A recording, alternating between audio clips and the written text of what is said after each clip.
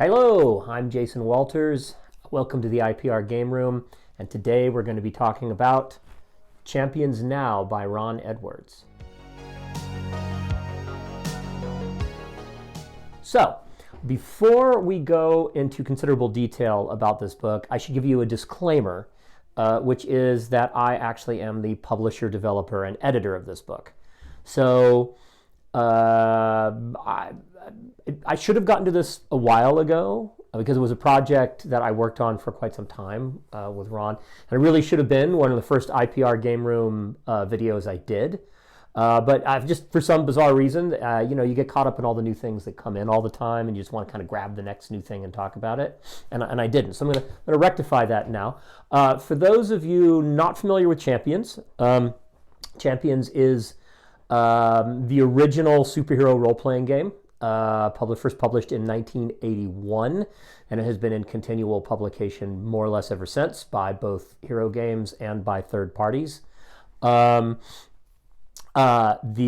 original version was arguably, if not the first role-playing game where you could create characters on a consistent point basis and build them rather than rolling dice and randomly determining them. If it's not the original one, it's pretty close to the original one, and I believe it is the original one. It was certainly an enormous revelation to me as an 11-year-old some 40 years ago when I received my first black and white copy. It was the first version of Champions was in fact released at DundraCon in San Francisco in 1981. For those of you not familiar with Ron Edwards is often referred to as the father of indie games. He is the publisher of Sorcerer, Troll Babe, and numerous other games, and was one of the creators of The Forge, which was an incredibly interesting website where people discussed the concepts behind storytelling games. It predates Storytelling-Games, which is another form that came afterwards. The Forge was probably the single biggest influence on a generation of game designers maybe 15 years ago. And Ron was one of the leading lights of this movement. So when Ron came to us at Hero Games a couple years back and said, hey, I want to do my own version of Champions, where I go back before the hero system to the original versions of the rules, and I do my own version based on my many years of storytelling experience. And I want to do that. It will not be the hero system, and in fact, Champions Now is not the hero system. It will be my extrapolation from my years of game design and playing Champions of what I believe that the original guys were trying to do, Ray Greer, Bruce Harlick, etc., with their original creation, and I want to do that. And this really sounded like a winning idea to me. We'd had a really great success at Hero Games with Champions Complete. We sold thousands of copies of it, physical and electronic. And in fact, we're still selling copies of it electronically and print on demand to this day. We'd kind of gone through our print run. We wanted something at Hero that we could sell through Indie Press Revolution. And we wanted something sort of tailored more to the taste of the sort of narrativist gamers that frequent IPR, even though Champions Complete, which was really a version of the 6th edition rules sort of consolidated down into one single kind of small, less expensive black and white book, rather than, the mini volume set of Hero System core rules plus secondary genre books that we'd done when we released Hero System 6th edition. We wanted something that was sort of tailor-made for IPR by Hero, and this really seemed like that. And in fact, it has proven to be the case. This is, again, not the Hero System. It is a version of Champions based on a few ideas that Ron has had. One of which is that Ron, and he makes the philosophical argument in the book, is not a huge fan of developed superhero universes where they're focused on sort of like internal consistency and history and all these sorts of things. The Marvel universe, the DC universe, or even our own in-house Champions universe, he feels it's an anathema to the creativity of the people playing the game. This game has none of that. In fact, you create your setting on the fly by answering two questions at the beginning. The first question is sort of, what are the natures of your powers? And the playtesting game that I was part of, we decided that superior powers came from dark and mysterious kind of occult forces. And the second question is kind of, tell me some things about the game universe. Tell me something about the universe. And ours was, the evil dies hard in L.A., I think was our other statement. And that was it. That was our setting, and we developed it through storytelling, through the now, which is what he talks about as his process of storytelling, is the constant creation in the now, and the use of a character sheet as literally sort of the game book you are using as your tool in the game. That the game, that a storytelling, superior storytelling game is literally a comic book studio. You are creating a comic book. Your art tool is the sheet. You need to be in the now and just create. Because in Ron's opinion, and I think this is a pretty solid way of looking at these things. Really, you can look at a lot of genres this way without me digressing infinitely. Really, where comic books were at their height was in the 70s, when you would go and you would go to like a magazine rack in a grocery store and you'd grab what was available, and collecting was a hard thing, right? You didn't have specialized stores. I mean, there were some, but there weren't widely available specialized stores where you get back issues and put stories together. Marvel and DC weren't really concerned with like internal consistency and like their universes.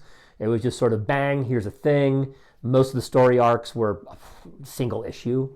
Sometimes they weren't. I remember, I was a kid back then, but usually they were kind of single issue things. You go to the rack, you get what you get, and you kind of have the experience, and it's done. It's a unique way to experience the superhero phenomenon. I mean, now we still have comic books, but we mostly have Marvel Cinematic. We have like Marvel Cinematic Universe. We have movie universes. We have television universes. You have cartoon animated universes, and they're all very sort of constructed and formal and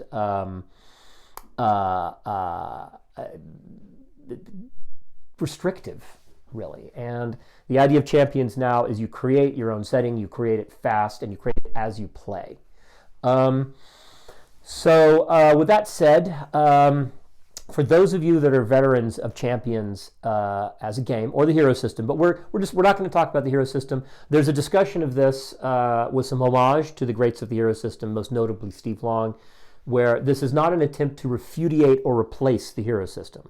This is an attempt to use an updated version of the old rules to do exactly the things that I'm describing, for the purpose of immediacy and emergence in playing the game, and also to make it far more of a storytelling game. So, but those of you familiar with Champions, I'm not going to go hugely into the rules differences, because that will interest a lot of the other people watching this about as much as me discussing differences between sort of Lutheranism and Anglicanism over a long period of time.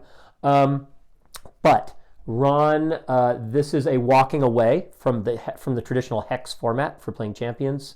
There's not really a lot of props. There's not supposed to be figurines. As many of you know, Champions is very much a figurine and hex movement-based system. Ron has thrown most of that out in favor of very simple narrative mechanics for movement and distance. He has made a bunch of other rules changes. The infamous and beloved by many and hated by others 12-segment movement chart for Hero and for Champions has been replaced with a much simpler 6-segment movement chart. The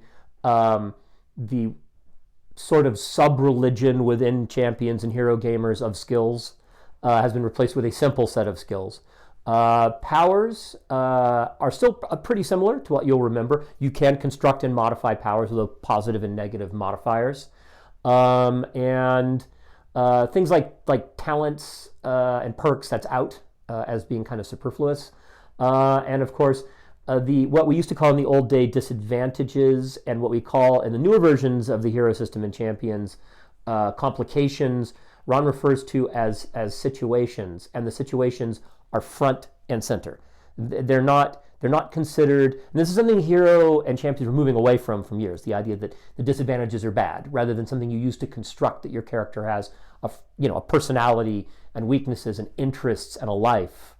Ron calls them situations, and they are front and center. Like, that is the top of the character sheet. Whereas many of you who are veterans of the system knows that's traditionally the bottom of the character sheet, right? That's like the last thing you sort of get to. No, Champions Now, that's the first thing you think about, because your problems make you, right, as a character. So the first thing you think about is constructing your situations. And then you work backwards down to your sort of characteristics, skills, and powers. So that's as much as the rules I'm going to go into. Again, for those of you who are familiar with Champions, it's not going to be unfamiliar ground. It'll be different, but not unfamiliar. And for those of you who are storytelling gamers, narrativist gamers, first and foremost, this is going to still seem pretty crunchy compared to what you're used to, but it is, and of course, the Hero system being one of the great crunchy game systems of all time, it is definitely, that heritage is there, but refocused around your need as a storytelling gamer, right? So a fair critique of Champions over the years is that it's first and foremost an intricate machine for doing really kind of far out and fun superhero combat with sort of, the role-playing element built around those kind of confrontational combat situations. This is not that. This is the narrativism with that as a fun backdrop to the narrativism. So it is a very different approach, I think, to Champions from what you've seen before. In conclusion, there's an awful lot also of genre discussion in this. Not only discussion of comic books, their creators, their history, where comic books came from, how characters have worked in comic books, how to build stories, from that. From Ron's sort of pretty unique perspective, there's a lot of that. But there's also kind of a big breakdown of comic books as a genre in terms of publication history. There's a bunch of Venn diagrams of like superhero teams based on type, family, outsider, patriotic, and it's all Venn diagrammed together, so you can see how various superhero teams from Marvel and DC and Dark Horse and I think there's even some Champions Universe stuff in there. There's a bunch of discussion of the history of, there's a big chart discussing the history of the publication of superhero role-playing games. And before some of you old-timers watching this critique this, I know there was technically one superhero role-playing game before Champions. All right, it was not widely known and not widely distributed, but it did exist like a half a year before Champions, working on some very different concepts. So to the creators of that game, if you're watching this, I know you're there. I can't remember what it's called, but I know you're there. There's a lot of philosophical discussion of politics in gaming, which I don't mean politics between gamers. I mean, modern day, politics. And of course, Ron is very much a progressive and a man of the left, and he's straightforward about this in the game. And there's a lot of that in the game. With the sample superhero teams and so forth. Though he is quick to point out that that's maybe not your thing, and this is your toolkit, so this should be what your thing is. But this is his thing, so he's going to use that lens to describe what he wants from the game through that. I think that's it. If you're interested in Champions Now, you can get it through Indie Press Revolution at the link below. Follow us on the social medias, the Facebook, the Twitter, the Instagram. Subscribe to our newsletter. Again, all the links are going to be below. And remember, gamers, with Champions Now, probably don't use mega scale knockback to simulate punching someone out of the atmosphere.